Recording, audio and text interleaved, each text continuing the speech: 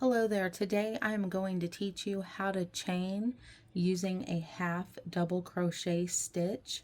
You will need some yarn. I have the Red Heart Super Saver. If you look on the back, you can see the worsted yarn weight.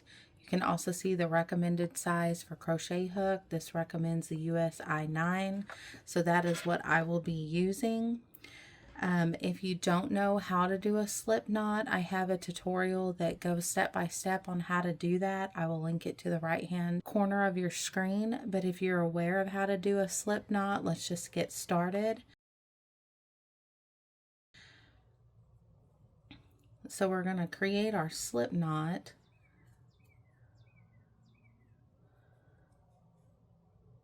And then we are just going to chain.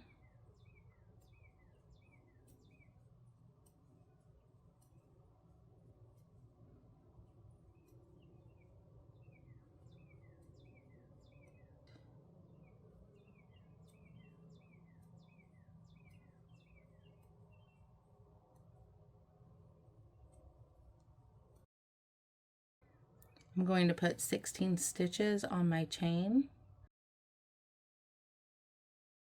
Then we're going to turn. So what you will do is you will yarn over. You're going to go into the second stitch on your chain right through the center. You're going to grab a hold of that yarn. You're going to pull it through. Now you should have 3 loops on your hook. You're going to yarn over and you're going to pull through all 3 loops. Yarn over, go into the next stitch on your chain, grab a hold of that yarn, pull it through, yarn over, and you're going to pull through all 3 loops. You're going to yarn over, go into the next stitch on your chain, grab a hold of that yarn, pull it through, yarn over, and pull it through all 3 loops. Now we're going to continue this working all the way down our chain. And you just want to take your time and make sure that you just gently glide your hook through when you're pulling it through those loops. You want to have tight stitches, but you don't want them so tight that you can't pull your hook through your loops. You're just looking for tight, uniform stitches as you're working back towards your starting yarn tail.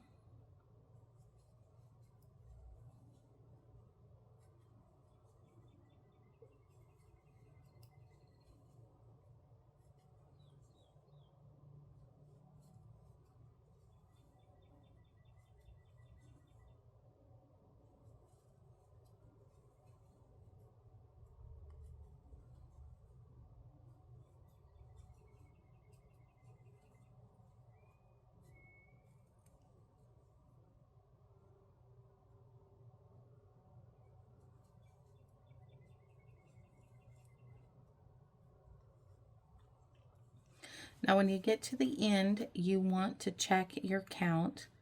So we should have 15 on this chain, so let's count them. 2, 4, 6, 8, 10, 12, 14, and there's 15. So what you're going to do is you're going to chain 2, then you're going to turn, then you're going to yarn over your hook, and you're going to go right into this first stitch. Now your stitches are going to have a hole now. They're going to look different, and the top of them look like a V. And I hope that you can see that. So the top of your stitch looks like a V, and then you have a hole underneath here. And so that's where you want to go into. So you're going to yarn over and you're going to go right through that hole. So you'll have a V sitting on top of your crochet hook. And then what you will do is you'll grab a hold of that yarn and you will pull it back through. Now you should have 3 loops on your hook. You will yarn over, and then you will just pull through all 3 loops again. Then you will yarn over, go back through the stitch, pull it back through, yarn over, and pull it through all 3 loops. So it should be looking like this. You should have a straight edge right here. Now your chain will get much easier to work on this row, so you just yarn over, go through, pull it through, yarn over, and then pull it through those 3 loops. Yarn over, through the stitch, pull it through, yarn over, pull it through all 3 loops. And we're just going to continue working this half double crochet all the way across.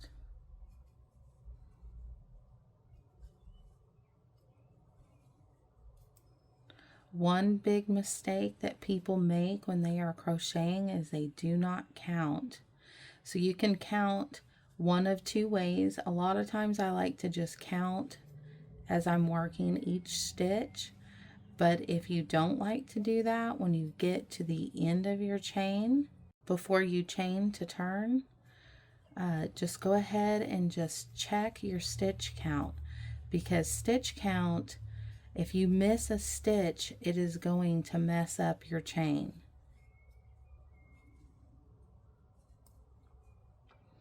Now, when you get to the end here, you want to make sure that you're not going into this loop, but you're going into this stitch. It's kind of laying a little bit on its side, but it does still have that V on the top, and that's what you're looking for, where it has the 2 strings that make a V there. And so you want to yarn over and pull it through those 3 loops. And so your chain should be looking like this. Let's go ahead and double check our count. So we have 2, 4, 6, 8, 10, 12, 14, 15 stitches. So everything's looking good and uniform on our chain. So let's go ahead and chain 2, and then we're going to turn. And you're going to do it just like you did the last one. You're going to yarn over. You're going to go into this very first stitch here. Pull it through. Now you have 3 loops on your hook. Yarn over and pull it through all 3 of those loops. And so you're noticing that you have a really nice edge here where you're working. And so let's just continue working a half double crochet across, and then we will check our count when we get to the end.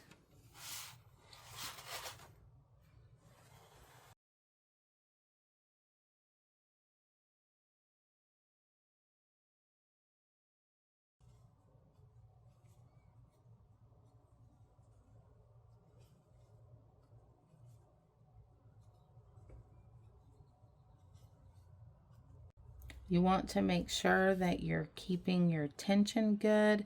I will do a video and I'll link it to this one on tension, but you want to make sure, I like to just wrap around this middle finger and then come back over the top of my finger. Tension is key when you are chaining. It doesn't matter how you hold the yarn. It just has to be comfortable and work for you so that you can keep even tension. If my yarn gets kinked, I just let go of it. See how it's kind of bunching up here? I just let go of it and I just readjust before I continue making any more stitches. You want to make sure that the yarn is not bunching and that it's moving smoothly through your fingers.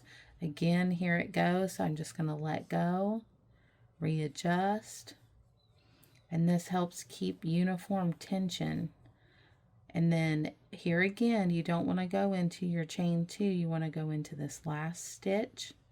It has the V laying on the top. and then you want to check your stitch count again. So 2, 4, 6, 8, 10, 12, 14, 15. And as you can see, I'm going to pull this up for a minute. And as you can see, you have a uniform straight edge here. You also have a uniform straight edge here. And that's what you're looking for when you chain. You don't want it to be bumpy. You just want it to be completely straight edge whenever you hold it up. And that is something that many people have issues with. So you just want to keep practicing. Make sure when you are chaining that you go into this first stitch. And like I said, you'll know it's a stitch because it looks like a V and it has 2 strings here on the top. And you want to make sure when you do your chaining and your turning that you are doing this part right. You want to chain 2, you want to turn, and then like I said, you see this first V right here on the top. And you want to make sure that you're going into that, because if you don't, if I go into, let's say this one right here, the one over, what's going to happen is, let me make a few more stitches so that I can show you what's going to happen. It's going to make your edge not be straight. And that's how you know when you get off. You can see how it starts leaning in. And so as you're working, if you do that on this row and it's leaning more in, and then you get back to this side again, and then you hit this one, it's going to make it wave on the edge. So what you want to do is you want to make sure on that chain 2 that you go into this very first V laying right here. You have your chain 2 here, and then you have this V right here, and you want to go into that first one. And if you don't, then you're going to have major issues with your edge. So you just yarn over and you go straight into that. And then you pull through all 3. And that creates that straight edge that you want here. You don't want to mess up on this step, because if you mess up on this step, what's going to happen is you're going to end up doing a lot of rows, and a lot of times you have a lot more than 15 stitches on here, and your edges, they start leaning in. So another way to catch yourself if you're doing this is, like I said, when you get to the end, you need to check your stitch count. If your stitch count is off, that means that you did not go into this first stitch. So that is a rule of thumb that I always go by. You either count your stitches as you're working across if you're doing a very long chain, or you want to check your stitch count at the end. Now, if you're making a blanket, let's say, and you have 50 to 100, it makes more sense to count your stitches as you're working across, because it takes a lot of time to go back and count 50 to 100 stitches or more than that each time that you end your round. So I hope that this tutorial has helped you learn how to make a half double crochet. It is a beautiful stitch. It is a great stitch you can use for blanket making. You can use it to make hats. It's a great stitch to learn. I am going to also make a tutorial on how to do a double crochet. So if you're interested in that, click on this next video.